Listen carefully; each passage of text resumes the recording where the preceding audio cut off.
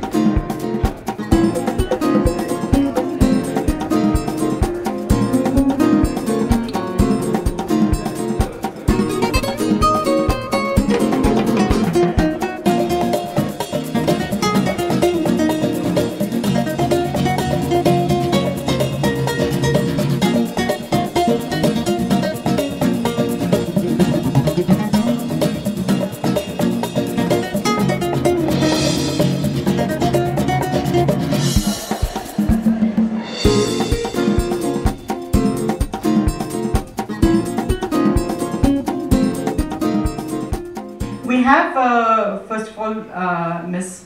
Susan Payne, who has worked in the emerging markets on both the selling and the buying side for over 20 years. After having been called to the bar in Canada in 1985, Susan joined JP Morgan in 1986, where she was head of emerging market sales Europe. In 1993, Susan joined Goldman Sachs International as an executive director and head of emerging markets debt sales and trading Europe.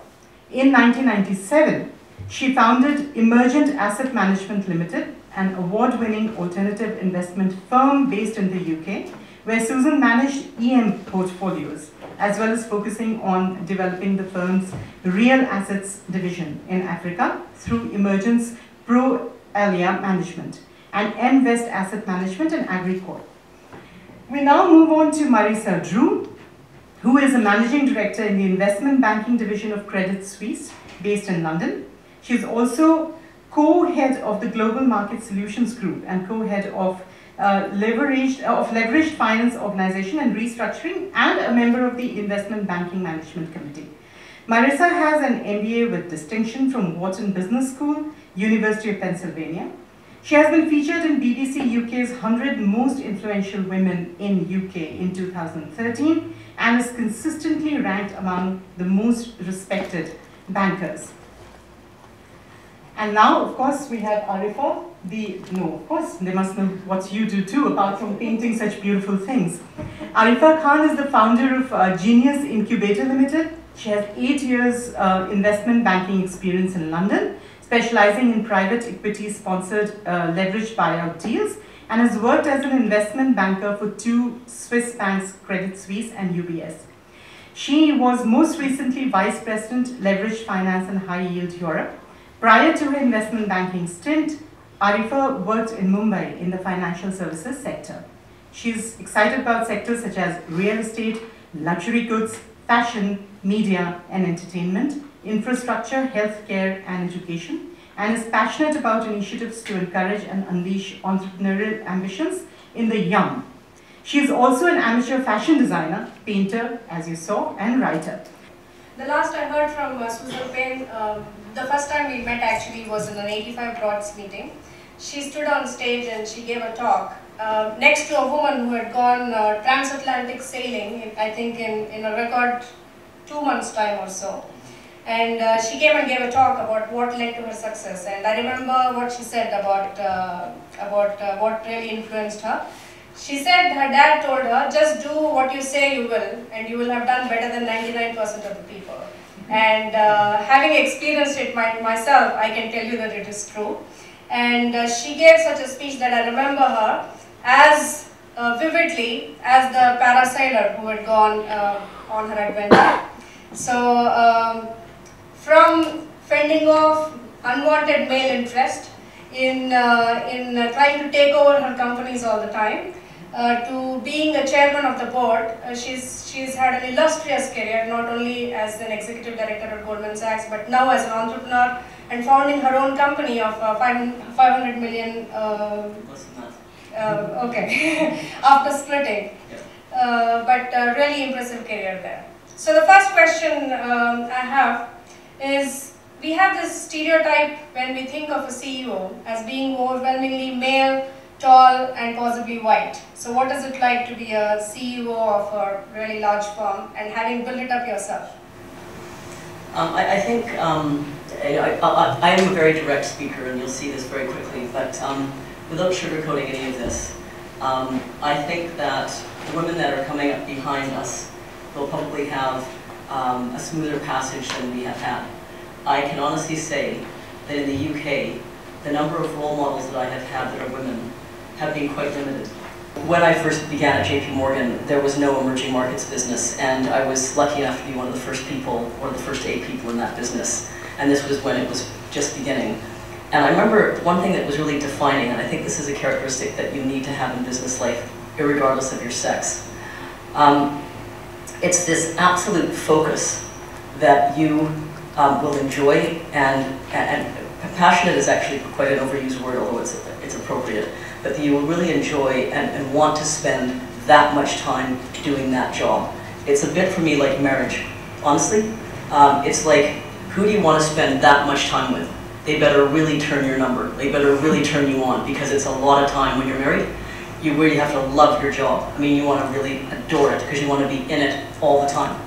And that kind of, I think you need real stamina, and you need real vision to want to build something. And in my case, I build businesses. I like to start businesses. I've started businesses at JP Morgan, Goldman Sachs, a hedge fund, and then this African private equity vehicle. What personal characteristics do you think you brought to the table that made you sail through it so effortlessly? Well, I guess I would say that I must agree with you about a lack of role models. So when I started in this business, I worked for the one and only female managing director on Wall Street at the time. So this is back in the late 80s, so I think we were similar vintage. When I first started to work with this woman, she was a stereotypical woman that looked like a man. So she had very large shoulder pads, big frizzy hair, wore a bow tie, and double chain smoked. And everybody said, you really don't want to work with this lady because, she chews people up and spits them out. And funny enough, I took that a little bit as a challenge to say, I want to understand what makes her tick, and if she is the only role model I have, let me understand, how she got to where she was.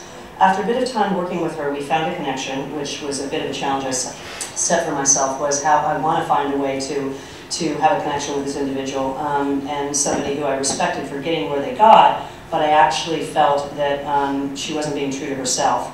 I know that Credit Suisse is one of the most respectable banking environments, because I can really distinguish Credit Suisse from all the other banks, because I felt that the respect for individuals that Credit Suisse has is unparalleled. I don't know about Goldman Sachs, but that's the perception I have of the other banks that I have known. So therefore it makes it easier for people to have their own personalities and individualities and earn respect by being yourself. And that's something really unique I found about Credit Suisse. I'm sure a lot of the credit goes to women like you who have been different from mainstream and yet forced your way and earned your respect for people to have this tolerance for differences and minorities and so on. I guess maybe because it starts because I was a minority and the only, the first, the whatever. But I tell you, I had an epiphany moment when I was in business school at Wharton. They put you in study groups, and they throw a bunch of disparate people together, and your study groups are a group of people that you're carried with throughout your whole school experience. And most of the time they give you a case study format where you together as a group of people are supposed to solve a problem. And I was fortunate enough at Wharton that my study group was incredibly diverse. So I was a finance person, and the other people around the table in my study group was I had the head of marketing for Godiva. I had a gentleman who was a mad scientist, who was the person who created the first laser eye surgery. At the time it was called radioperitomy. We moved on from them, but this chap was truly a mad scientist, didn't know anything about numbers or balance sheets or how to run a business, but he was trying to figure out how to commercialize this technology. So I had the mad scientist, the marketing person, the finance person, and then we had a Pulitzer Prize winning journalist. So this was my group of people. How well do women deliver these in managing companies or persuading their boards? In your experience, are directors selected because of prominence or diversity, as we just touched on the topic of value addition or diversity? As a owner, what would your ideal board be like? Would the choice of preferred characteristics differ for a CEO vis-a-vis a owner? If you were a CEO, would you want a different set of people for your board? Vis-a-vis if you were an owner, would it be different? This question is for both of you. It wouldn't be different for me. I own my own company, actually. This African Agricultural Company is my company. And so I am the chairman of the board in my own company. And that wouldn't differ if I was on a board in any case. What I think is quite imperative is that you have diversity on the board. And it is the most important place to have diversity in a company, almost. I think it is vital that there is a diverse board. And the characteristics that I think are quite important are to bring together, as Marisa said, different skill strengths. For example, I'm a lawyer by training, and I'm always looking for someone who has, there should be on any board someone with good legal skills. There should be somebody who's got very strong analytical skills. There should be somebody who can represent government interests. There should be somebody who understands the government formula in that country. Well, I mean, you asked many questions within questions, but I would say on the board one, I agree wholeheartedly. It's the same answer with solving the case study at Wharton, that if you don't have a diverse board, you will get groupthink, and that is one of the biggest issues in the financial services industry, is that you have monochromatic boards, everybody with that same background, and as a result, because it was a clubby atmosphere, nobody wanted to challenge, and frankly, I'm not even sure it was a question of whether people wanted to challenge or not, and were afraid to speak out. I frankly think everybody was thinking so homogeneically that they never saw the problems coming.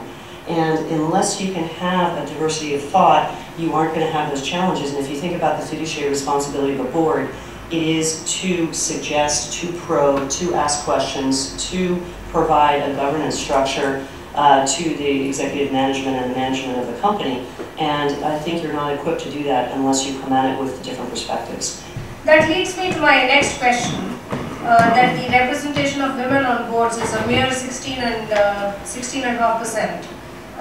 That's despite research statistics showing that about close to 90% of Fortune 500 companies have at least one woman on their board.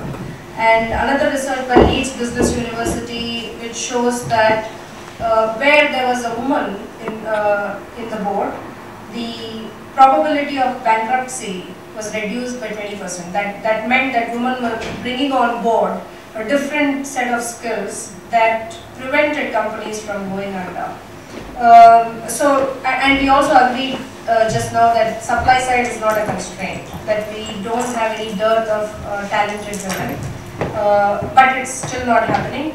One of the oft-quoted reasons is that it takes the golf club, the CEO club, and it's a men-only club, and somebody higher up there, they recruit their buddies, and no one is out there looking out for women. So probably you need to have mentors, or very few women like you. You just had one Wall Street woman to look up to, and fortunately in our era we have a lot more women like you. So probably we need to be watching out for other women. I don't know the reality as clearly as you see. What are the strategies, what are the solutions for this problem? Because clearly it's in benefit of the corporate world to have more women representation. So is it about board representation or women coming through the ranks, or both? Both. Is your question? Both. Okay. Well, I can certainly answer on the corporate side, because I'm sitting now in the corporate world, not on board. And I frankly think, I view it personally as my obligation to nurture and help mentor and champion the next generation of women. I spend personally a huge amount of my non-work time trying to figure out ways to creatively address the issue. And I think you have to come at it from a variety of factors, because women in the workforce face a number of challenges that their male peers don't. And if I look at where we lose people in the investment banking arena, probably our biggest inflection point is at the place where women are going through two major things in their lives and their careers that coincide at the same time. A lot of our women choose to delay families until they are in their 30s, which tends to coincide with when their job is transitioning from an associate to a vice president. So what's happening is the job function changes from being a deal processor to a deal originator where you are charged with being part of the group that brings in business with clients.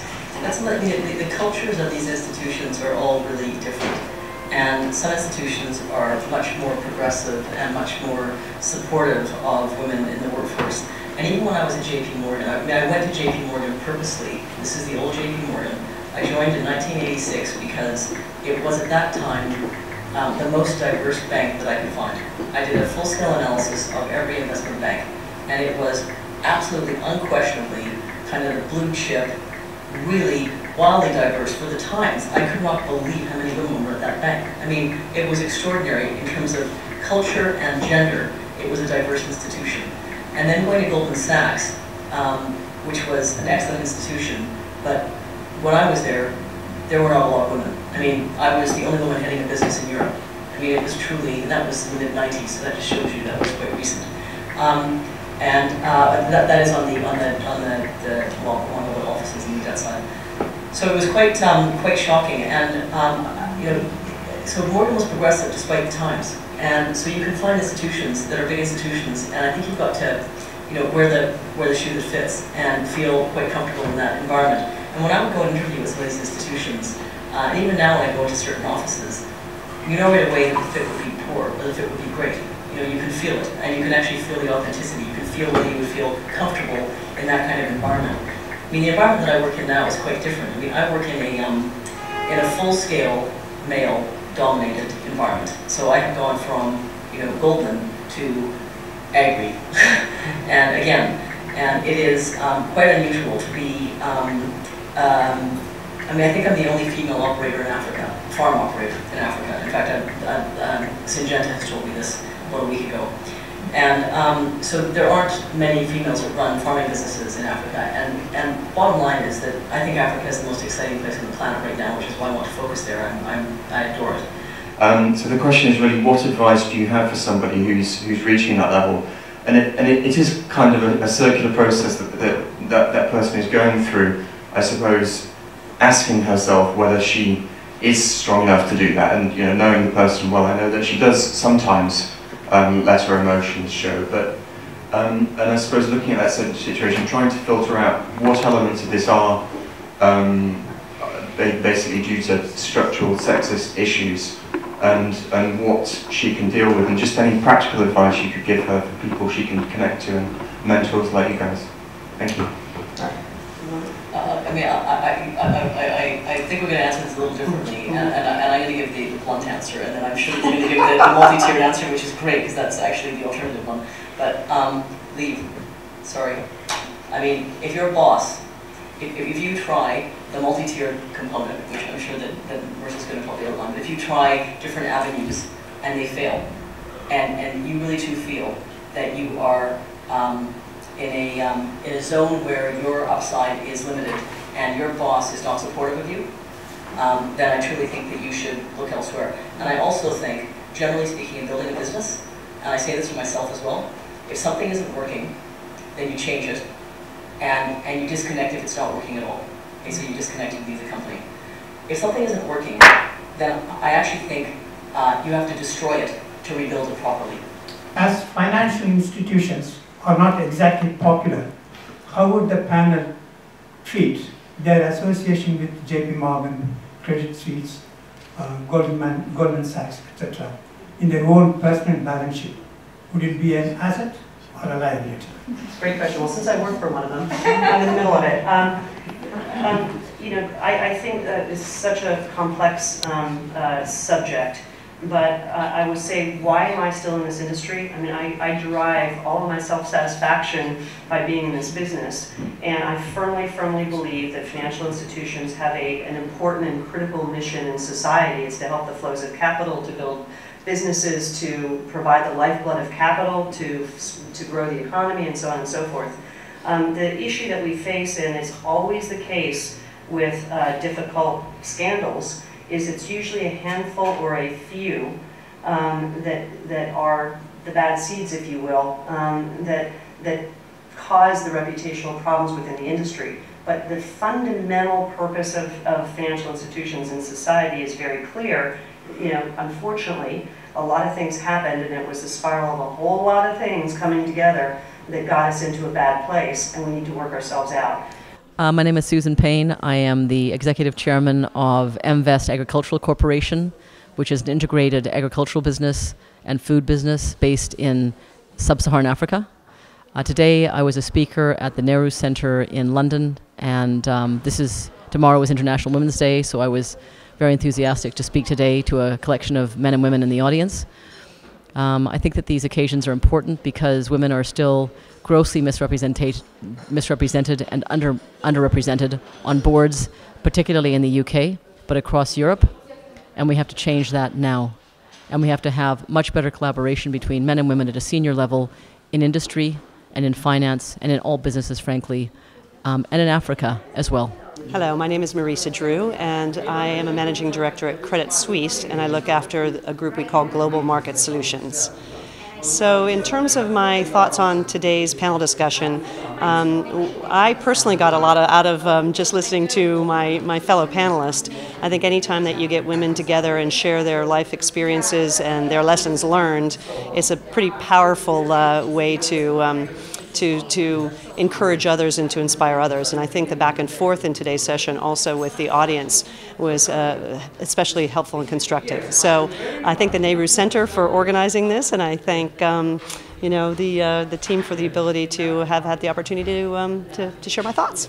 We had an incredible opportunity today to invite two of the panelists that I really admire a lot. They are my role models who have had very successful careers in Goldman Sachs and Credit Suisse and have gone on to found $500 million businesses. I had the privilege to ask them some really deep questions for which they shared their personal life experiences and insights. And I'm really glad that I can call them my friends. So it was an honor for me to call them here and celebrate their achievements on the occasion of International Women's Week. And Nehru Center has been my patron for my art, and they were the first gallery to exhibit my show, The Poetry of Being Women, in September. And I'm here again showcasing a few more new pieces of my new collection from the Junoon-e-Ishq. I'm really thankful to the Indian Council of Cultural Relations, in whom I have found a very able patron.